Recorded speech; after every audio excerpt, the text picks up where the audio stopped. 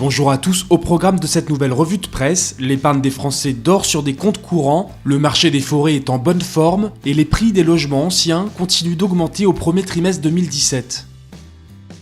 Les Français sont de plus en plus nombreux à laisser dormir leur épargne sur leur compte courant. Selon le dernier baromètre de l'épargne des ménages publié par la Banque de France, la collecte nette des dépôts à vue ce trimestre atteint 20 milliards d'euros, du jamais vu encore. Cbank.com explique cela par un début d'année 2017 incertain pour les épargnants. Baisse des taux, incertitude politique, autant de raisons qui incitent à l'immobilisme. Dans le même temps, les Français sont toujours en quête de rendement, aussi faible soit-il, explique leséchos.fr, et ils plébiscitent les livrets d'épargne. Livret et CEL affichent une collecte nouvellement positive de 3,9 milliards d'euros en 2016, alors qu'ils en avaient retiré 10 milliards en 2015.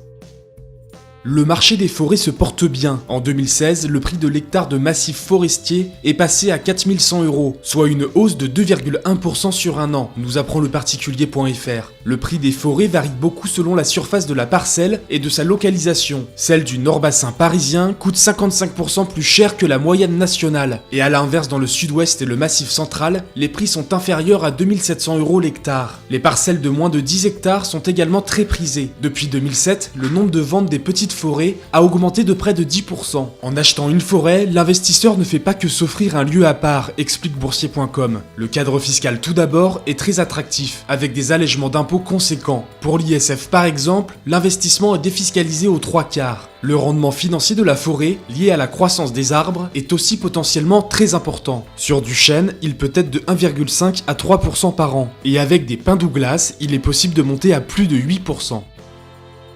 La hausse des prix des logements anciens s'amplifie au premier trimestre 2017, écrit Cbank.com. Cette hausse enregistrée de janvier à mars et comparée à la même période de l'année dernière se révèle plus forte pour les appartements, avec 3,4% d'augmentation du prix de vente contre 2,6% pour les maisons. C'est en Île-de-France où l'inflation est la plus visible. Les prix y ont progressé de 3,8%, mais la province n'est pas en reste, et la hausse des prix s'établit en moyenne à 2,6% sur un an. Quant au volume annuel de transactions, il continue de progresser, explique le Figaro.fr. À fin mars, le nombre de transactions réalisées pendant les 12 mois écoulés atteint le niveau historique de 881 000, contre 809 000 à la même période un an plus tôt.